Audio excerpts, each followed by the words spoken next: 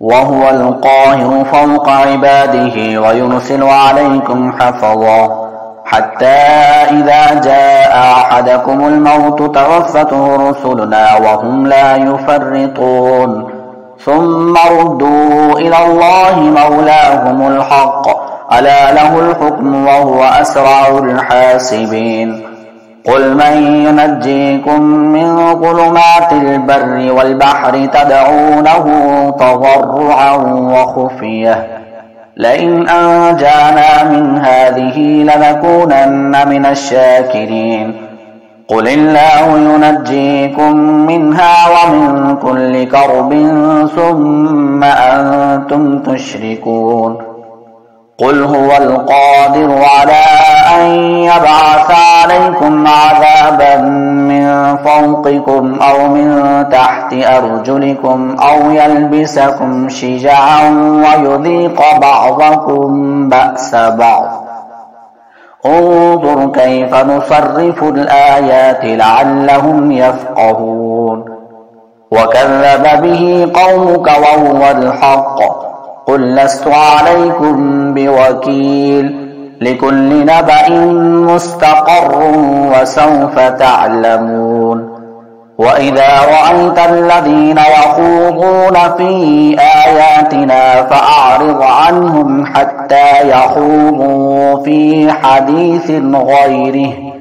وإما ينسينك الشيطان فلا تقعد بعد الذكرى مع القوم الظالمين وما على الذين يتقون من حسابهم من شيء ولكن ذكرى لعلهم يتقون وذر الذين اتخذوا دينهم لعبا ولهوا وغرتهم الحياة الدنيا وذكر به أن تبسل نفس بما كسبت ليس لها من دون الله ولي ولا شفيع وإن تعدل كل عدل لا يؤخذ منها أولئك الذين أبصروا بما كسبوا لهم شراب من حميم وعذاب أليم بما كانوا يكفرون قل أندعو من دون الله ما لا ينفعنا ولا يضرنا ونرد على أعقابنا بعد إذ هدانا الله كالذي استهوته الشياطين في الأرض حيران له أصحاب يدعونه إلى الهدى ائتنا قل إن هدى الله هو الهدى وأمرنا لنسلم لرب العالمين وأن أقيموا الصلاة واتقوه وهو الذي إليه تحشرون وهو الذي خلق السماوات والأرض بالحق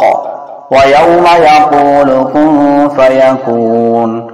قوله الحق وله الملك يوم ينفخ في الصور عالم الغيب والشهادة وهو الحكيم الخبير وإذ قال إبراهيم لأبيه آزر أتتخذ أصناما آلهة إني أراك وقومك في ضلال مبين وإذ قال إبراهيم لأبيه آزر أتتخذ أصناما آلهة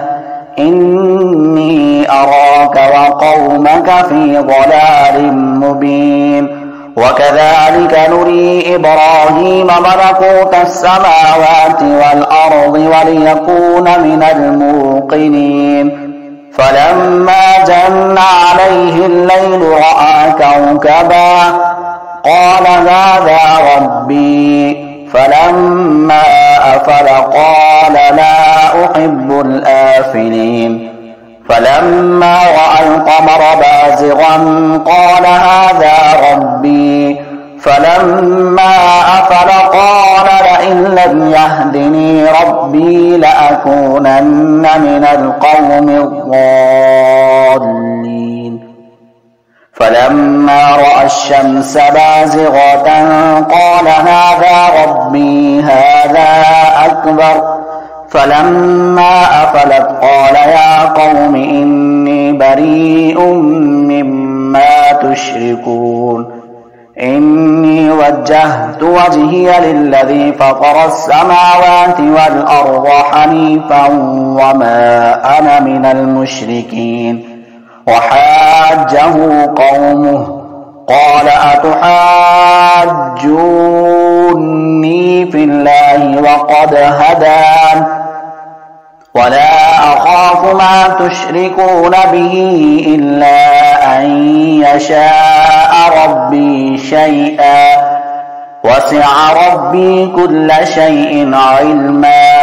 أفلا تتذكرون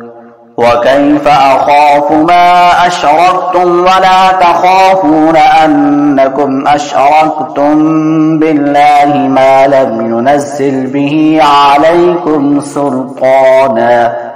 فأي الفريقين أحق بالأمن إن كنتم تعلمون الذين آمنوا ولم يلبسوا إيمانهم بظلم أولئك لهم الأمن وهم مهتدون